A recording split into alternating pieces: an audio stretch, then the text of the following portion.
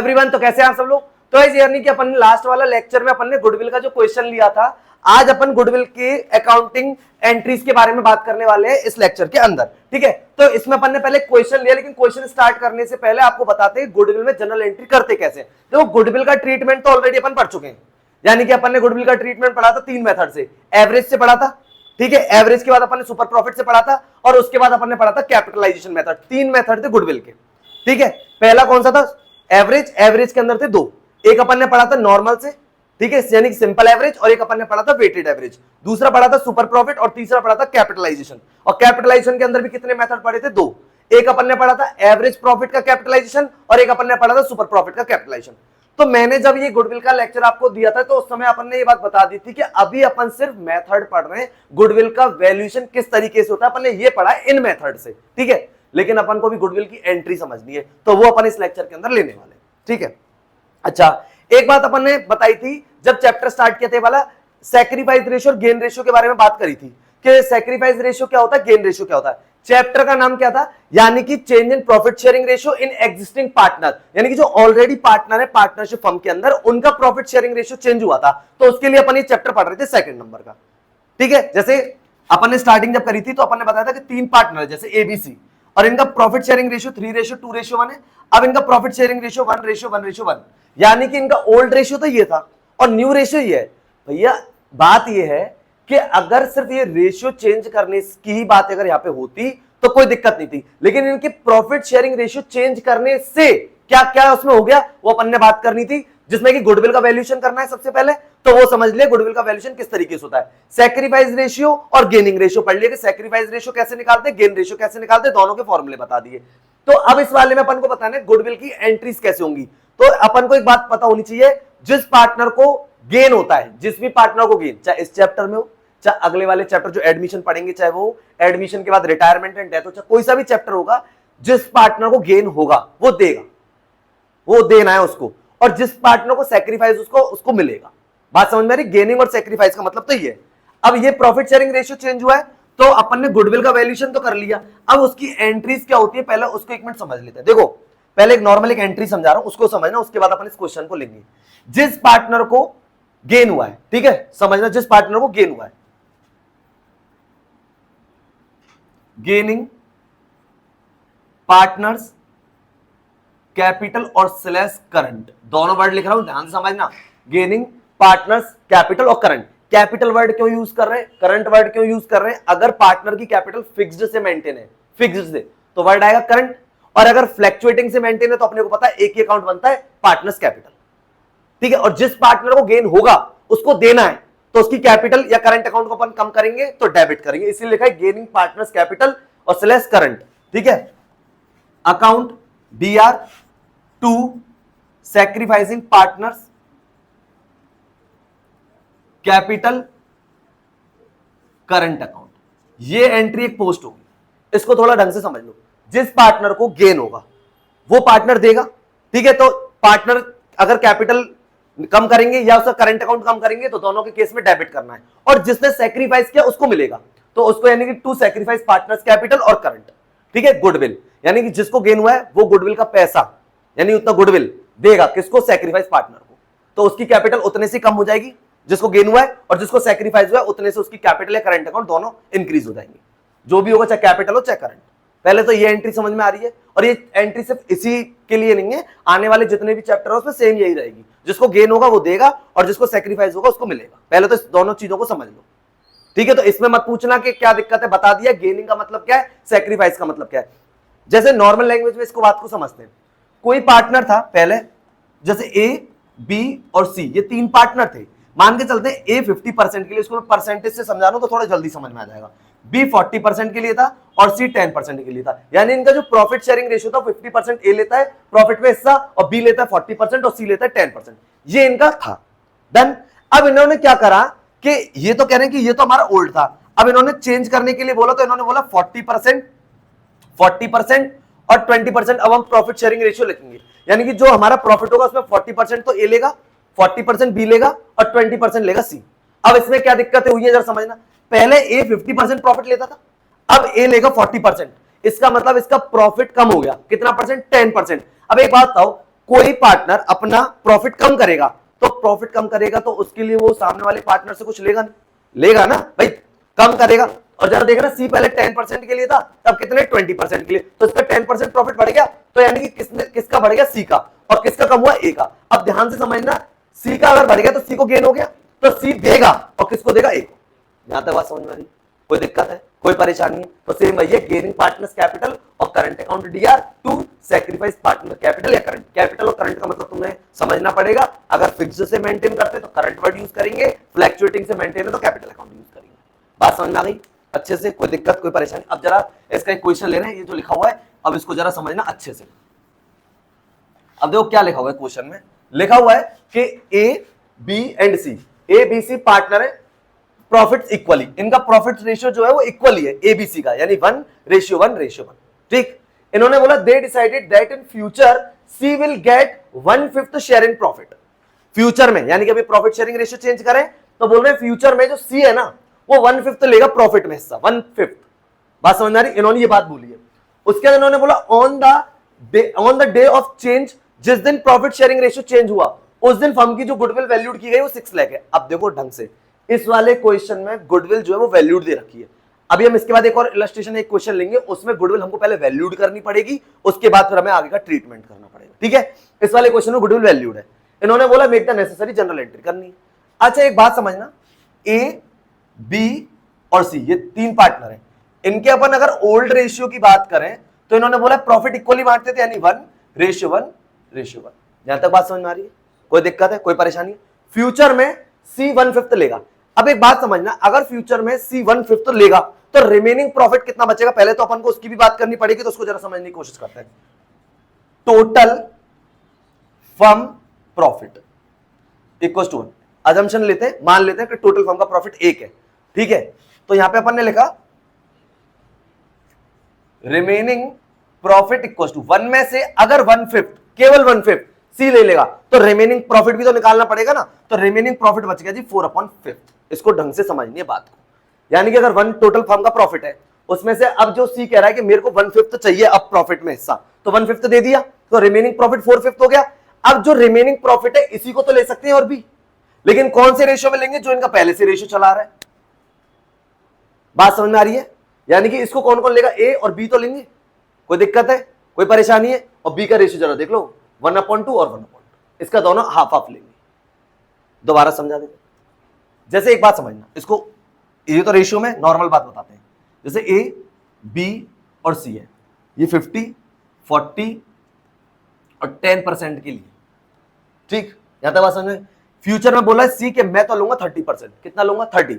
तो एक बात बताओ, 100% में से अगर 30% सी ले लेगा तो बचेगा 70%। अब इस 70% प्रॉफिट कौन ले लेगा, एक तो बी और एक ए, यही तो लेंगे, ए और बी तो लेंगे। कौन कौन से में 70% जो भी आएगा उसका 50% तो ए लेगा और 40% बी लेगा। बात समझ में आ गई? कोई दिक्कत? सेम इस तरीके से कि 1 प्रॉफिट था, 1 में से 1/5 अगर ले लिया तो रिमेनिंग प्रॉफिट 4/5 बचा है, तो इसको लेने वाले कौन कौन है, ए और बी। तो कौन से रेशियो में लेंगे, जो उनका पहले रेशियो इक्वल था, 1/2:1/2। बात समझ में आ रही है अच्छे से? अब जैसे अपन ए की बात कर लेते हैं, 4/5 रिमेनिंग प्रॉफिट का 1/2 और बी जो है 4/5 का ले लेगा 1/2। यहां तक बात समझ में आ गई? 4 1 4 और 5 2 10 और 4 1 4 और 5 2 10। ठीक, इन रेशियो को इक्वल कर लेंगे, तो जैसे A ratio B ratio C, इसका आ रहा है 4/10, बी का आ रहा है 4/10 और सी का तो 1/5 है ही है जो इसने ले लिया। डन, कोई दिक्कत कोई परेशानी? अब इसका आप एलसीएम ले लेंगे, एलसीएम लेने की बात अगर मैं करूं तो 10 आ जाएगा, इसका 4:4 और यहां पे आ जाएगा 2। इसको थोड़ा और भी सॉल्व कर लेंगे तो 2 2 जा 4, 2 2 जा 4, 2 1 जा 2, तो 2:2:1 हो गया प्रॉफिट शेयरिंग रेशियो। यहां तक बात समझ में आ रही है? इसमें कोई दिक्कत है? यानी कि अपन ने पहले एबीसी का ओल्ड रेशियो दे रखा है, उसके बाद इन्होंने बोला टोटल फर्म का प्रॉफिट है 1, मानना पड़ेगा क्योंकि 1/5 अब लेगा सी, अब फ्यूचर में 1/5 प्रॉफिट लेगा। अगर ये 1/5 प्रॉफिट लेगा तो रिमेनिंग प्रॉफिट कितना बचेगा, 4/5, और इस रिमेनिंग प्रॉफिट को लेने के लिए कितने लोग रह गए, 2, ए और बी। कौन से रेशियो में लेंगे, अपने ओल्ड रेशियो में, तो 1/2 ये ले लेगा, 1/2 भाई जो रिमेनिंग प्रॉफिट है वो दोनों ये इक्वल में है तो इक्वल में ले लिया। यहां तक कोई परेशानी तो बताओ, क्योंकि देखो एंट्री तो तब होगी जब हमें ये नया रेशियो निकल के आ जाएगा, ये न्यू रेशियो है।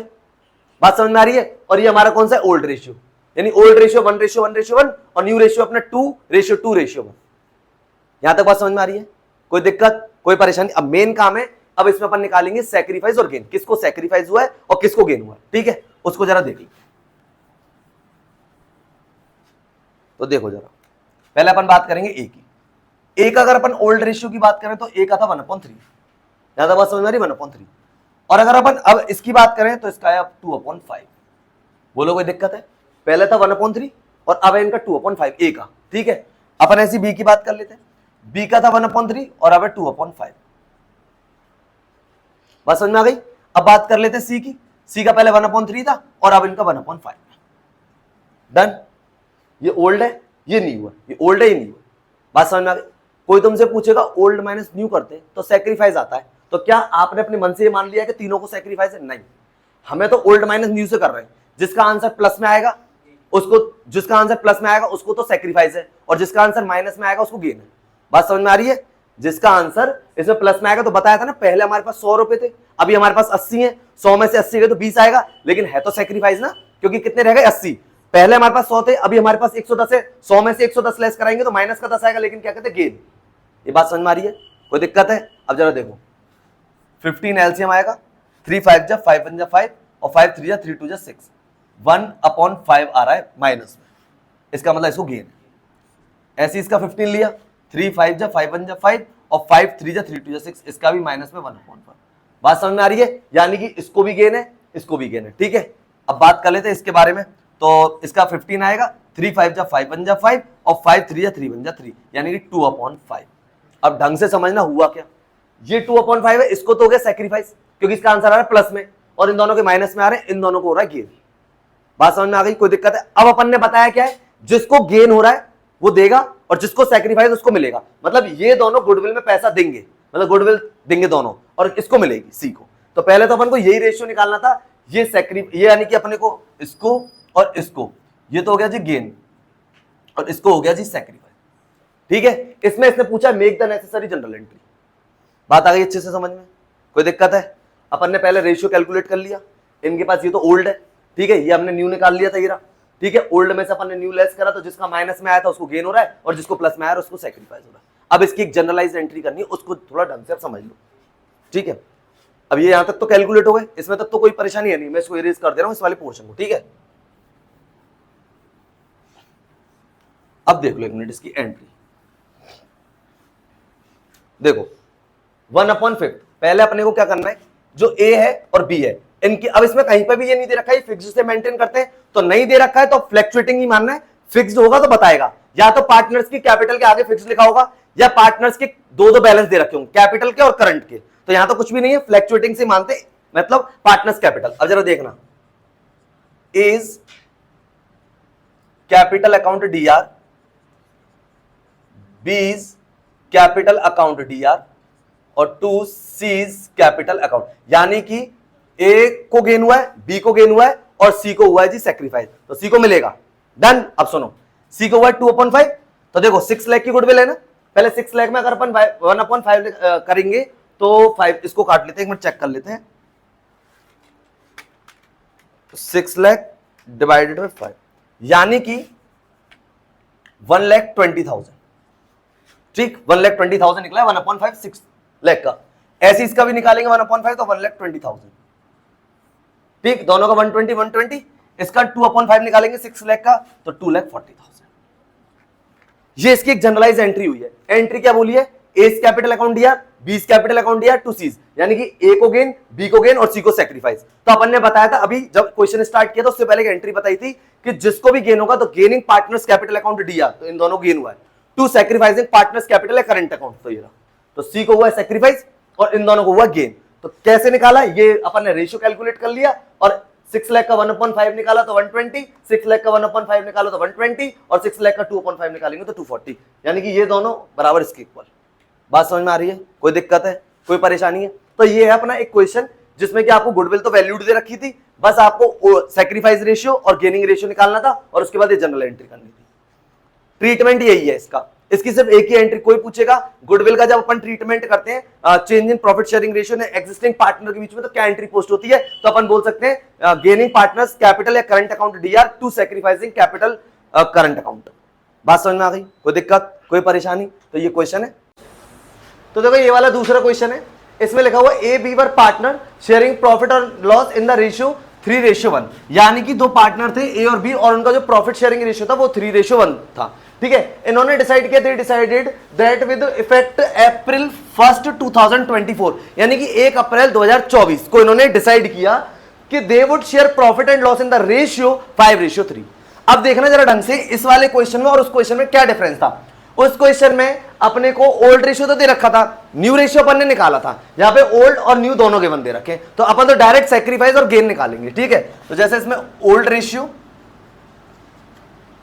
ए बी का जो दे रखा है वो दे रखा 3:1 और जो न्यू रेशियो है वो दे रखा है अपने को 5:3। ये बात आपको समझ में आ गई, दोनों चीजें क्वेश्चन में गिवन है।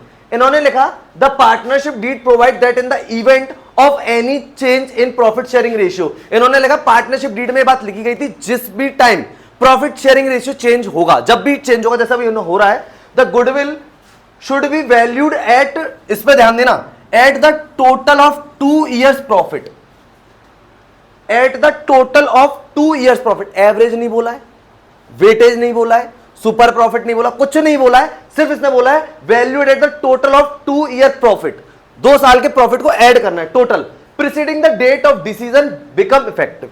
जिस डेट पे आपने डिसीजन लिया है ना उससे पहले के जो भी ईयर निकले होंगे उनके 2 प्रॉफिट लेने 2 साल के, उन दोनों सालों के प्रॉफिट को ऐड करना है।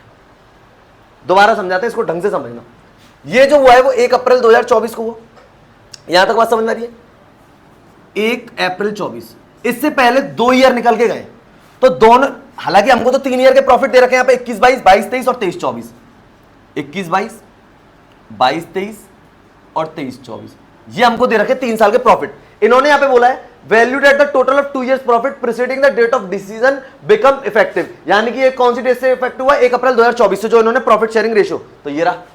इससे पहले 3 साल के प्रॉफिट दे रखे, लेकिन हमको जस्ट प्रीसीडिंग 2 years के टोटल प्रॉफिट लेने, यानी कि इन दोनों साल के प्रीसीडिंग लिखा हो, preceding the date of decision become effective. जिस दिन ये आपका प्रॉफिट शेयरिंग रेशियो जिस दिन इफेक्ट में आया है, इफेक्ट हुआ है जिस दिन से, यानी कि आपने चेंज किया है, उसे जस्ट पहले के 2 साल के प्रॉफिट का टोटल, उसे जस्ट लिखा हुआ है profit preceding the date the decision become effective. ये डिसीजन था, इस डेट पे इफेक्टिव हुआ, ये लिख रहा 1 अप्रैल 24 से इन्होंने डिसीजन, उससे पहले 2 साल ये रहे 22-23 और 23-24, जस्ट पहले। प्रीसीडिंग मतलब था जस्ट पहले कि 2 years का टोटल, एवरेज नहीं बोला, यहां पे लिखा हुआ है total of 2 years profit, total. समझ लो ये छोटी छोटी जो क्वेश्चंस में वो आती है ना बातें, यही मिस्टेक कर जाती हैं। अब बहुत सारे लोग क्या समझते हैं इसमें 2 years का प्रॉफिट है, अच्छा ठीक है 2 years का है, 2 का डिवाइड दो, एवरेज कर दो, हो गया गलत। उसने यहां पे बोला है goodwill should be valued at the total of 2 years profit, 2 साल के प्रॉफिट का टोटल करना है। कौन से 2 साल? Preceding the date of decision become effective, जिस दिन आपका ये जो change profit share ratio effect में आया उसे जस्ट पहले के 2 साल के प्रॉफिट का टोटल करना है। बात समझ में आ रही है? टोटल पॉइंट है छोटे छोटे। द प्रॉफिट फॉर द, ये 3 साल के प्रॉफिट दे रखे 60,000, 70,000 एंड 90,000 रेस्पेक्टिवली, और हमसे पूछा पास द नेसेसरी जनरल एंट्री। यहां तक बात समझ आ रही है? अच्छा अब सुनो, पहले अपन निकाल लेते हैं जी गुडविल। तो गुडविल देख लो, गुडविल बस 2 years के प्रॉफिट को ऐड करना है, 70,000 और 90,000, 70,000 और 90,000। जिस डेट से इनका प्रॉफिट शेयरिंग रेशियो चेंज हुआ है, यानी कि इफेक्ट हुआ, जस्ट पहले के प्रीसीडिंग 2 years के प्रॉफिट का टोटल, तो 2 years के प्रॉफिट का टोटल ये डन। तो बस अपन को ऐड करना है 70,000 और 90,000 ऐड करेंगे तो गुडविल हो गई फर्म की गुडविल, फर्म की गुडविल है 160 कंप्लीट। कोई दिक्कत है इसमें? कोई परेशानी है? अब देख रहे हो छोटा सा पॉइंट है और इसी में ही दिक्कतें हो जाती कई बार, तो ये हो गया। अब अपन यहाँ पे निकालेंगे जी सैक्रिफाइस और गेन। तो पहले अपन बात कर लेते हैं ए के बारे में। तो ए का जो रेशियो वो है 3:4 और अब है 5:8। ठीक है, बी की बात कर लेते हैं तो पहले था 1/4 और अब है 3/8। ये बात सबको समझ में आ रही है? ये दिया हुआ है, बस अपने को तो गेनिंग और सैक्रिफाइस निकालना है। अपन ने एलसीएम ले लिया 8, तो 4 2 जा 2 3 जा 6, 8 1 जा 1 5 जा 5, तो 1/8 और इसका एलसीएम लेंगे तो 8, 4 2 जा 2 1 जा 2 और 8 1 जा 1 3 जा 3, यानी माइनस में 1/8। इसकी बात करें तो गेन है इसको, यहां तक सबको बात समझ में, क्योंकि माइनस में। और अपन इसकी बात करें तो इसको सैक्रिफाइस है, जिसको सैक्रिफाइस होगा उसको गुडविल मिलेगी और जिसको गेन है वो गुडविल का देगा। यहां तक बात समझ में आ रही है? अब देखो, तो 1/8 निकाल लेंगे 160 का तो 20,000 आएगा। 160 का अगर 1/8 करें, जैसे 160 का 1/8 करेंगे तो 8 2 16, तो 20,000 हो गया, तो 20,000 आएगा। अब जरा इसकी एंट्री देख लो, इसकी जनरलाइज एंट्री पूछी है, इसने बोला यहाँ पे पास द नेसेसरी जनरल एंट्री। अब ठीक है, अब जिसको गेन हुआ है तो बी को गेन हुआ है, तो यहां पे लिखा बीज capital account D R. Current word इसलिए यूज नहीं लिख रहे क्योंकि कहीं पे भी नहीं है, फिक्स्ड है या दो अकाउंट है, ऐसा कहीं नहीं है, नहीं है तो अपने को पता है फ्लक्चुएटिंग से मेंटेन है, B's capital account DR to A's capital account. यहां तक बात समझ में आ रही है, B's capital account DR to A's capital account, कोई दिक्कत? B's capital account DR to A's, यानी कि बी को क्या हुआ इसमें गेन और ए को हुआ सैक्रिफाइस, ठीक है। 160 का 1/8 निकालेंगे तो 20,000 आएगा, जो कि मैंने भी आपको बता दिया, तो ये 20,000। ये है गुडविल का treatment, change in profit sharing ratio in existing partner. इससे पहला वाला जो क्वेश्चन लिया था उसमें अपन ने रेशियो कैलकुलेट किया था, गुडविल वहां पे कैलकुलेट करके दी हुई थी, समझना दोनों क्वेश्चन में डिफरेंस। वहां पे अपन ने रेशियो कैलकुलेट किया था न्यू, और फिर सैक्रिफाइस और गेन निकाला था, और गुडविल कैलकुलेट करके दे रखी थी 6 लाख। इस वाले क्वेश्चन में क्या गुडविल अपन ने कैलकुलेट करी है और ओल्ड रेशियो न्यू रेशियो अपन को दे रखा है, तो सीधे सैक्रिफाइस और गेन निकाला है। बात समझ में आ रही है? दोनों क्वेश्चनों में डिफरेंस समझ में आ गया? आई होप कि ये तो आपको अच्छे से समझ में आ गया होगा। तो आप एक बार इसका रिवीजन करें दोनों क्वेश्चन का, और इससे पहले जो गुडविल के मेथड्स का है एक बार उनको भी देखें, ठीक है। अगर फिर भी कोई प्रॉब्लम आ रही है तो आप हमें कमेंट सेक्शन में लिखें, जिससे कि हम आपकी प्रॉब्लम को सॉल्व कर सकें। तो मिलते हैं अपन नेक्स्ट लेक्चर में नेक्स्ट टॉपिक के साथ, तब तक के लिए guys good bye and thank you.